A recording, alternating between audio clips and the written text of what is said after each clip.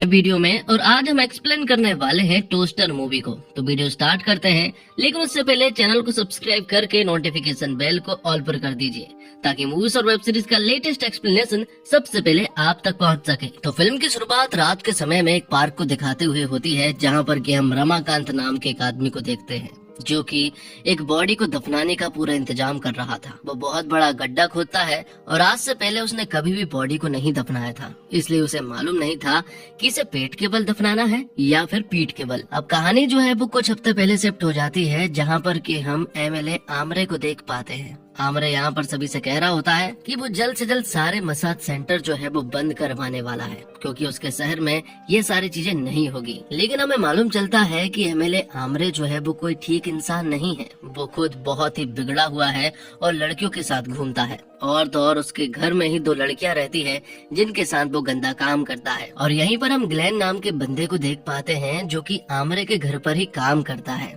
जैसे ही आमरे यहाँ से बाहर जाता है, ग्लेन तुरंत ही आमरे के कमरे में जाता है और वहाँ का एक स्पाई कैमरा निकालता है। कैमरे के अंदर से वो मेमोरी कार्ड भी निकाल लेता है और यहाँ से रफू चक्कर हो जाता है। जिसके बाद ग्लेन आमरे को वो वीडियो भेजता है और कहता है कि इसके बदले में उसे ढेर सारा पैसा चाहिए। मतलब कि ग्लेन जो है वो आमरे को ब्लैकमेल कर रहा था। जिसके बाद हम देखते हैं रमाकांत नाम के एक ऐसे आदमी को जो कि बहुत ही ज्यादा कंजूस है, और वो फिलहाल एक एजेंसी के कस्टमर केयर से बात कर रहा होता है, क्योंकि उन्होंने उसके 6 रुपए काट लिए थे। इसी वजह से वो उन्हें बहुत सुनाता है और उनसे 6 रुपए रिफंड की मांग करता है। तब एजेंसी वाले भी रिफंड के लिए मान जाते हैं और अगले महीने ही उनके बैंक अकाउंट में 6 रुपए क्रेडिट हो जाएंगे। जिसके बाद हम ग्लेन को देखते हैं और मालूम चलता है कि ग्लेन दरअसल में रमाकांत की बिल्डिंग में ही रहता है। एक्चुअली जो पूरी बिल्डिंग है ना, वो ग्लेन की मदर मतलब की मिसेस डिसूजा की है और रमाकांत यहाँ पर रेंट देकर रहता है। जिसके बाद हमें रमाकांत की पत्नी शिल्पा को दिखाया जाता है,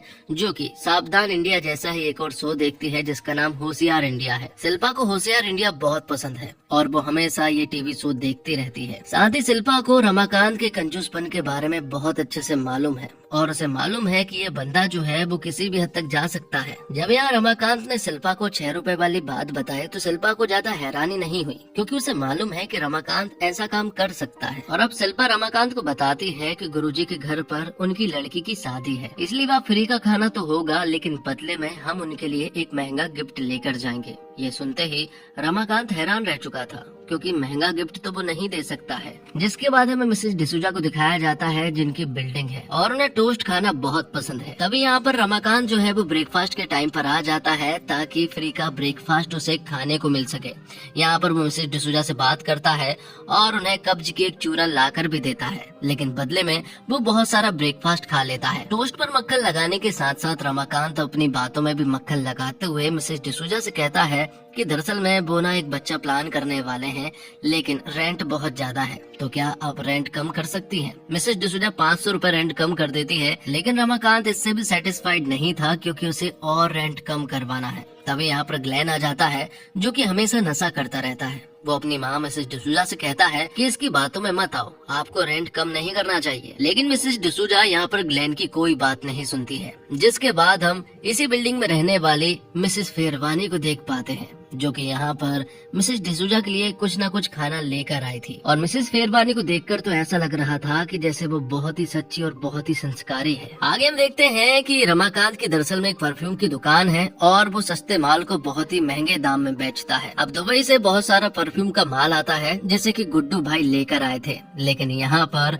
रमाकांत जो है वो उनसे बार्गेनिंग करने लगता है। गुड्डू भाई कहता है कि मेरा ओरिजिनल माल जो है वो तुम डुप्लीकेट दामों पर खरीदते हो और अपना डुप्लीकेट माल जो है वो ओरिजिनल दामों पर बेचते हो। अब आगे हम देखते हैं कि ये लोग शादी में जाने के लिए लेट हो रहे थे, इसलिए शिल्पा उसकी शॉप पर एक कोट लेकर आ गई और अब वो कहती है कि हमें एक गिफ्ट भी खरीदना है। लेकिन यहाँ रमाकांत कहता है कि मैंने तो गिफ्ट पहले से ही खरीद रखा है। और जब उसे खोलकर देखा जाता है तो मालूम चलता है कि उसके अंदर दरअसल में एक छोटा सा परफ्यूम रखा हुआ है। शिल्पा को उसे देखकर हैरानी नहीं हुई, क्योंकि उसने रमाकांत से यही डिजर्व किया था। लेकिन शिल्पा को तो एक महंगा गिफ्ट खरीदना ही था, इसलिए वो एक ऐसी शॉप पर जाते हैं जहाँ शिल्पा को एक टोस्टर पसंद आ जाता है और वो डिसाइड कर लेती है कि वो यही टोस्टर लेगी। लेकिन रमाकांत इसके पूरी तरह से खिलाफ था वो कहता है कि ज्यादा से ज्यादा 500 रुपए का कोई गिफ्ट ले लो, लेकिन ये टोस्टर लगभग 5000 रुपए का था। लेकिन शिल्पा ने भी डिसाइड करके आई थी वो कोई भी बात नहीं सुनेगी और वो यही टोस्टर लेकर रहेगी। और फाइनली उन्होंने वो टोस्टर ले लिया था। जब वो लोग शादी में पहुंचे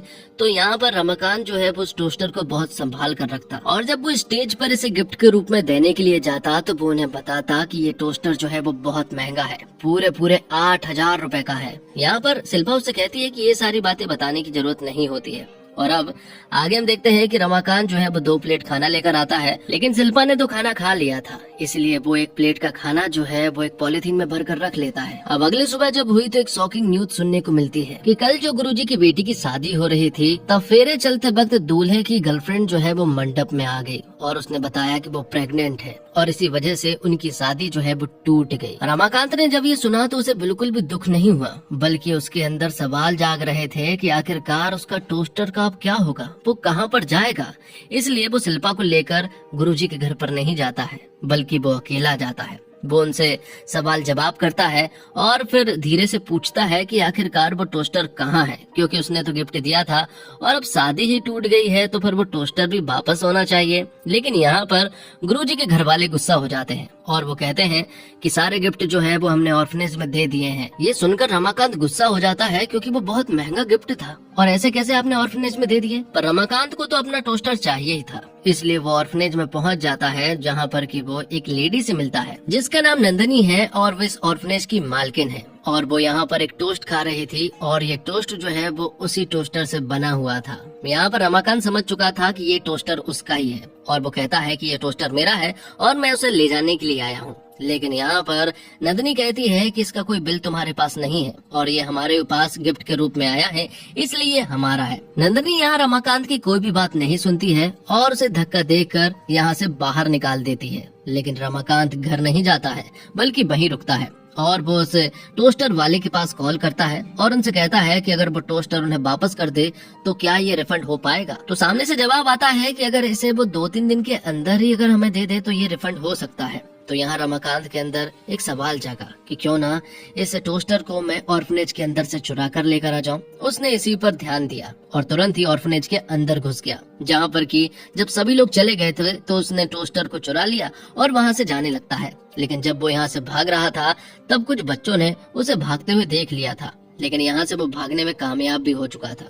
अब उसे ऐसा लगा कि शायद इस टोस्टर को घर नहीं ले जाना चाहिए, अगर घर लेकर गया तो शायद उस पर कार्रवाई हो सकती है। इसलिए वो उस टोस्टर को मिसेस डिसूजा के घर पर रख देता है। और जब अगली सुबह होती है तो हम देखते हैं कि अब रमाकांत के घर पर पुलिस आ चुकी थी, क्योंकि ऑर्फनेज से टोस्टर गायब हो चुका है और रमाकांत जो है वो ऑर्फनेज टोस्टर लेने के लिए गया था, इसलिए सबसे ज्यादा शक तो उसी पर हो रहा था। पुलिस यहाँ पर आती है और रमाकांत से पूछताछ करती है। रमाकांत बताता है कि वो तो टोस्टर का वारंटी कार्ड जो है वो उन्हें देने के लिए गया था, लेकिन पुलिस वालों का मानना ये है कि टोस्टर अभी भी रमाकांत के घर पर ही है, इसलिए उसके घर को चेक किया जाता है। सारी तलाशी ली जाती है लेकिन उन्हें कहीं भी टोस्टर नहीं मिलता है और फिर ना चाहते हुए भी पुलिस को यहाँ से जाना पड़ता है। अगले सीन में हम देखते हैं ग्लेन को, जो कि एक अननोन बंदे से चैट कर रहा था, जो कि उसे एक मॉल में बुला रहा था। शायद वहाँ कोई डील होने वाली थी, इसलिए ग्लेन जो है वो वहाँ जाने के लिए पूरी तरह से रेडी हो जाता है। अब मिसेस डिसूजा का टोस्टर जो है वो खराब हो चुका था और नया टोस्टर जो है वो रमाकांत ने मिसेस डिसूजा के घर पर ही रखा था। मिसेस डिसूजा ने अपने बेटे से कहा है कि वो टोस्टर को ठीक करा लाए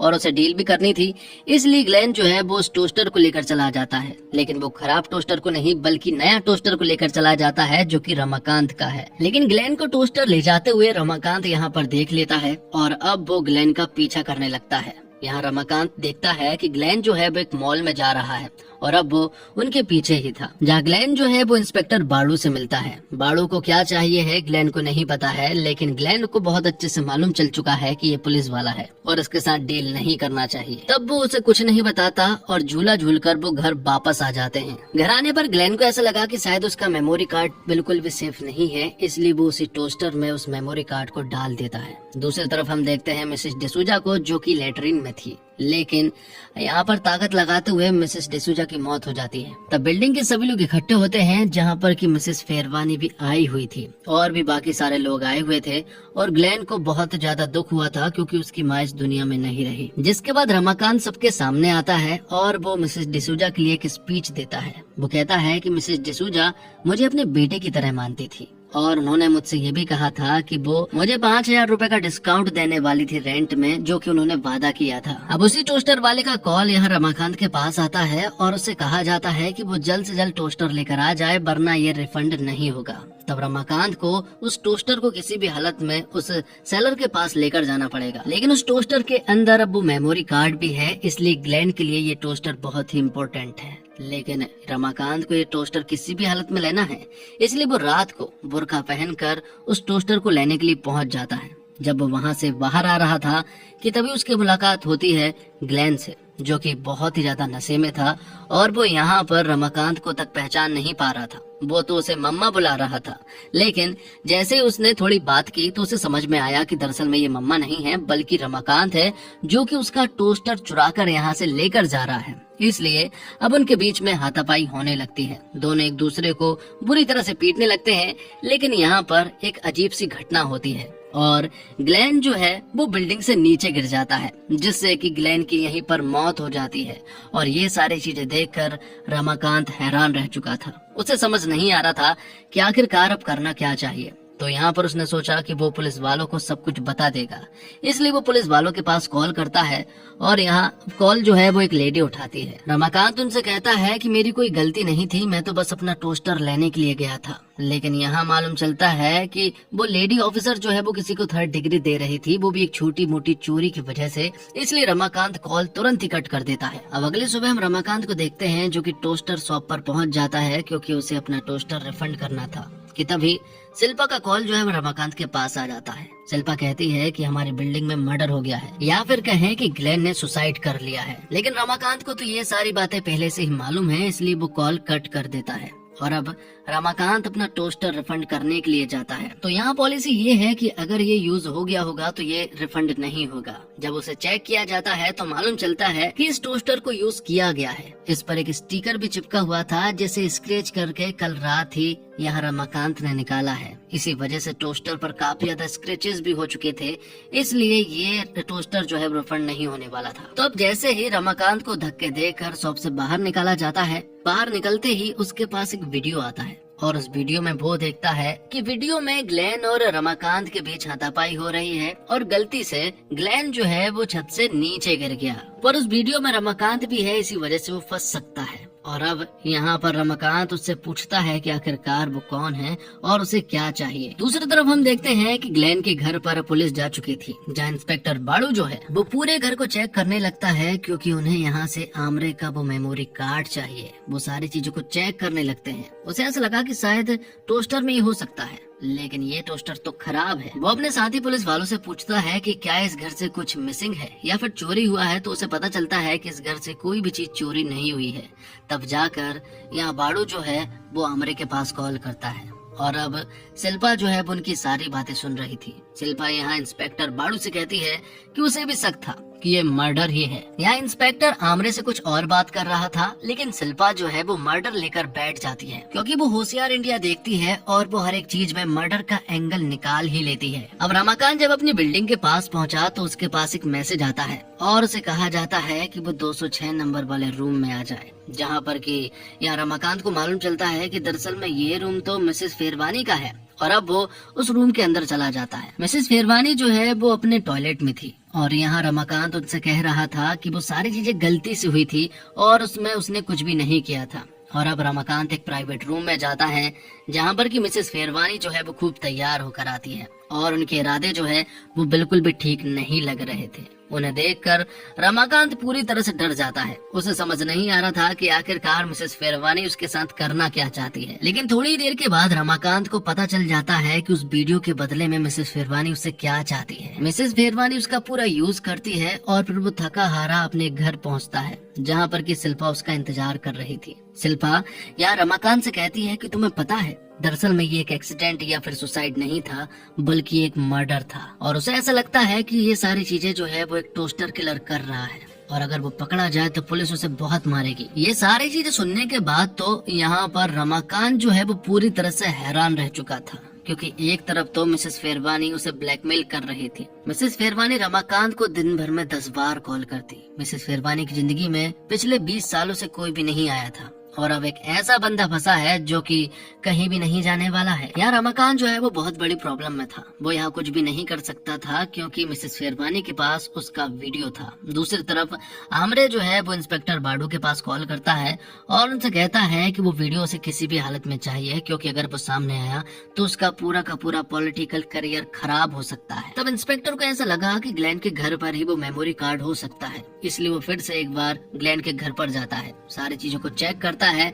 लेकिन वहाँ उसे कुछ भी नहीं मिला था। लेकिन यहाँ हम देखते हैं कि शिल्पा भी मौजूद थी, जो कि चुपचाप सारी बातें सुन रही थी। उसने इंस्पेक्टर को चुपचाप ग्लेन के घर में आते हुए भी देख लिया था। तो वहीं दूसरी तरफ हम देखते हैं कि रमाकांत के हाथ मिसेस शेरवानी का मोबाइल फोन लग जाता है। उसे पासवर्ड भी पता चल गया था, इसलिए वो सारी फोटोज और वीडियोस को देखने लगता है, लेकिन उसे वो वीडियो तो नहीं मिली जो कि उसे चाहिए थी।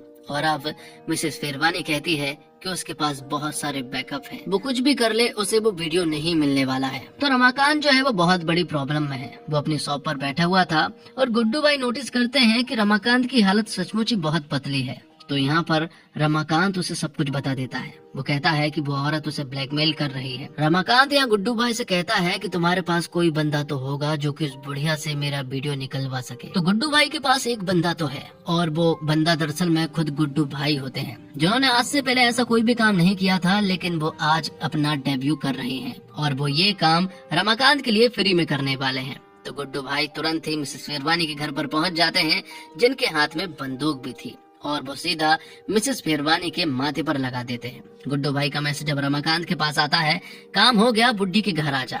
और अब जब रमाकांत बुढ़िया के घर पर जाता है तो वहाँ सीन कुछ और ही था, क्योंकि गुड्डू भाई जो है वो मारा जा चुका था। मिसेस शेरवानी ने उसे जान से मार दिया था।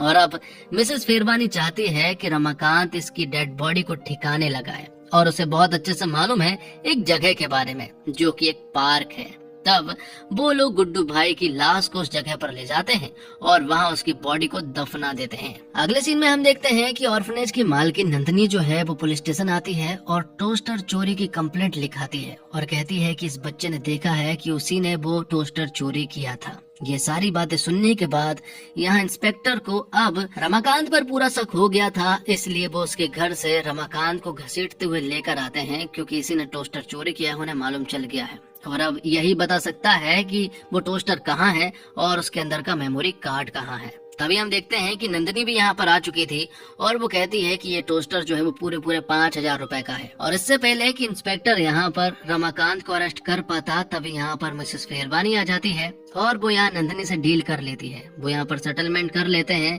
उस टोस्टर के बदले में मिसेस शेरवानी नंदिनी को 5,000 रुपए दे देती है। मतलब कि ये केस जो है वो यहीं पर क्लोज हो चुका था। अब रमाकांत जो है वो मिसेस शेरवानी के पास जाता है। मिसेस शेरवानी उसे अपने पास बुलाया था और मिसेस शेरवानी यहाँ उसे गुड न्यूज बताती है। वो कहती है कि वो प्रेग्नेंट है और वो माँ बनने वाली है और उसका पिता कोई और नहीं बल्कि तुम ही हो। ये सारी बातें सुनने के बाद यहाँ पर हमारा रमाकांत जो है वो हैरान रह चुका था। तो अब रमाकांत भगवान के सामने हेल्प मांग रहा था और सारी चीजें कन्फेस भी कर रहा था, लेकिन ये सारी चीजें यहाँ पर इंस्पेक्टर ने सुन ली थी। तब रमाकांत ने उन्हें सारी बातें बता दी और बताया कि वो टोस्टर भी बुढ़िया के पास ही है। तब यहाँ इंस्पेक्टर जो है वो बुढ़िया के पास जाता है और थोड़ी देर के बाद जब रमाकांत बुढ़िया के पास जाता है तो मालूम चलता है कि उस बुढ़िया ने इंस्पेक्टर को भी मार डाला है। और अब एक और काम रमाकांत के ऊपर बढ़ चुका है और वो काम ये है कि अब इंस्पेक्टर की डेड बॉडी को भी ठिकाने लगाना था। तब रमाकांत फिर से एक बहुत बड़ा गड्ढा खोदता है और वहाँ इंस्पेक्टर की डेड बॉडी को ठिकाने लगाता है। यहाँ पर मिसेस शेरवानी भी आई हुई थी, लेकिन इस बार हम देखते हैं शिल्पा को, जिन्होंने इन्हें जाते हुए देख लिया था। अब उनके पीछे पीछे वो यहाँ आ जाती है और इनका भांडा फूट जाता है। अब शिल्पा यहाँ पर सब कुछ जानना चाहती है कि आखिरकार यहाँ पर सब कुछ चल क्या रहा है, कि तभी हम देखते हैं कि इंस्पेक्टर मरा नहीं है। वो यहाँ पर उस कब्र से बाहर निकलता है और वो कहता है कि इतने जल्दी वो मरने वालों में से नहीं है, पहले तो वह इस बुढ़िया को मारेगा, लेकिन मारने से पहले मुझे वो टोस्टर के अंदर का मेमोरी कार्ड चाहिए जिसके अंदर वीडियो है। दरअसल में मिसेस शेरवानी ने भी अपना मेमोरी कार्ड जो है वो टोस्टर में ही छिपा दिया था और उसे समझ नहीं आ रहा था कि आखिरकार इंस्पेक्टर को उस वीडियो के बारे में कैसे पता चला। यहाँ पर एक कंफ्यूजन क्रिएट हो रहा था क्योंकि दोनों मेमोरी कार्ड जो है वो टोस्टर के अंदर ही थे। तो यहाँ सारी चीजें क्लियर हो जाती है कि दोनों मेमोरी कार्ड जो है वो टोस्टर के अंदर है और टोस्टर कहाँ है ये किसी को भी नहीं मालूम है। और तो और इंस्पेक्टर ने एमएलए आमरे को भी इस जगह पर बुला लिया था। वो सारी सिक्योरिटी के साथ यहाँ पर पहुँच रहा था। लेकिन तभी हम देखते हैं कि यहाँ शिल्पा जो है वो गन छीन लेती है और मालूम चलता है कि वो टोस्टर भी यहीं पर मौजूद है। दरअसल में वो जिसको भी दफनाने के लिए लाते हैं तो उसे सिरहाना भी देते हैं और इस बार सिरहाने के रूप में टोस्टर था। तो शिल्पा को यहाँ फिलहाल कुछ भी नहीं मालूम है कि आखिरकार यहाँ चल क्या रहा है, इसलिए शिल्पा सब कुछ जानना चाहती है। पर यहाँ मिसेस शेरवानी तो सब कुछ बता देती है कि उनके बीच में तो बहुत ही गहरा रिश्ता बन चुका है। ये सारी चीजें सुनकर ये शिल्पा हैरान रह चुकी थी कि आखिरकार उसका पति जो है वो उसे धोखा दे रहा है। तब रमाकांत ने शिल्पा को शुरुआत से कहानी बताई और बताया कि उसकी ये सब कुछ मजबूरी थी। लेकिन तभी हम देखते हैं कि बुढ़िया ने यहाँ शिल्पा के हाथों से गन छीन ली थी और अब वो राजा बन चुकी थी। अब उसके हाथ में सब कुछ कंट्रोल था। लेकिन टोस्टर के गिर जाने की वजह से दोनों मेमोरी कार्ड जो है वो जमीन पर आकर गिर चुके थे। जैसे ही यहाँ पर इंस्पेक्टर ने उस मेमोरी कार्ड को पाने की कोशिश की तो यहाँ पर बुढ़िया ने गन चला दी और इंस्पेक्टर को जान से मार डाला। और अब वो रमाकांत और शिल्पा को भी मारना चाहती थी, लेकिन वो दोनों यहाँ से भाग निकले। वो एक जगह छिप जाते हैं और यहाँ बुढ़िया जो है वो उनके ऊपर शूट करी जा रही थी। लेकिन अब गोलियां खत्म हो चुकी थी और अब हैंड टू हैंड फाइट होनी थी। लेकिन शिल्पा के पास तो ब्लैक बेल्ट था, लेकिन बुढ़िया उससे भी ज्यादा खतरनाक है।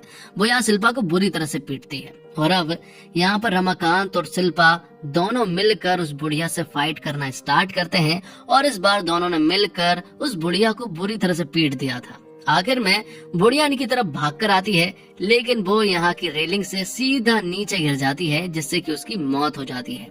और अब यहाँ पर एमएलए आमरे आता है। आमरे के हाथ में वो मेमोरी कार्ड था। आमरे कहता है कि इस मेमोरी कार्ड में क्या है, क्या तुम्हें मालूम है? लेकिन रमाकांत कहता है उसे कुछ भी नहीं मालूम है। लेकिन वो उन्हें ये भी कहता है कि जब आप इसे किसी भी डिवाइस में इंजेक्ट करेंगे तो हैकर लोग इसे हैक कर लेंगे, इसलिए अच्छा यही होगा कि आप इसे यहीं पर तोड़ दें। और मालूम चलता है कि दरअसल में वो मेमोरी कार्ड जो है वो आमरे की वीडियो वाला नहीं था, बल्कि रमाकांत की वीडियो वाला था। और यहाँ आमरे ने उस मेमोरी कार्ड को खा गया था। अब आमरे उन्हें जाने के लिए कहता है, लेकिन यहाँ शिल्पा का दिल टूट चुका था। वो यहाँ रमाकांत से कहती है कि जिस सिचुएशन में तुम फंसे थे, अगर मेरे साथ ये सारी चीजें हो जाती तो क्या तुम मुझे माफ कर पाते? रमाकांत कहता है तुमने बिल्कुल सही बात बोली, लेकिन मैं एक ऐसी सिचुएशन में फंसा था कि शायद उससे बाहर निकलने का कोई और रास्ता नहीं था। तब शिल्पा यहाँ पर रमाकांत को माफ कर देती है और सारे गिले शिकवे मिटा देती है। आगे हम देखते हैं कि अब रमाकांत और शिल्पा की एनिवर्सरी थी और वो चाहती है कि वो बाहर खाना खाने के लिए जाए। तब यहाँ रमाकांत उसे एक फ्री का लंगर खिलाने के लिए ले जाता है और हो गया बाहर का खाना। जिसके बाद रमाकांत की शॉप पर प्रतीक भाई आते हैं। वो यहाँ पर एक महंगा परफ्यूम खरीदने के लिए आए थे। जब वो एक महंगा परफ्यूम मांगते हैं तो रमाकांत उन्हें 10,000 रुपए का परफ्यूम दिखाता है, लेकिन प्रतीक भाई को सबसे महंगा परफ्यूम चाहिए है। तब रमाकांत उन्हें 25,000 रुपए का परफ्यूम देता है। तब यहाँ प्रतीक भाई अपने जेब से 6 रुपए निकालते हैं और वो कहते हैं कि 6 रुपए का परफ्यूम लगा दो। और अब रमाकांत बहुत ही खुश होकर 6 रुपए का परफ्यूम उसके ऊपर छिड़क देता है। ये देखकर उसे बहुत अच्छा लगा, क्योंकि जिंदगी में पहली बार उसके ही टाइप का उसे कोई इंसान मिला था। वो उसके साथ एक सेल्फी भी क्लिक करवाता है। इसी के साथ ये वीडियो यहीं पर समाप्त हो जाता है। उम्मीद करता हूँ दोस्तों आपको वीडियो पसंद आई होगी। वीडियो पसंद आई हो तो वीडियो को लाइक करके चैनल को सब्सक्राइब जरूर कीजिएगा, ताकि आपको इसी तरह के लेटेस्ट और फ्रेश कंटेंट मिलते रहे। मिलते हैं कमाल की वीडियो के साथ। तब तक के लिए आप हमारे चैनल के साथ बने रहिए। धन्यवाद। जय हिंद, जय भारत, जय श्री राम।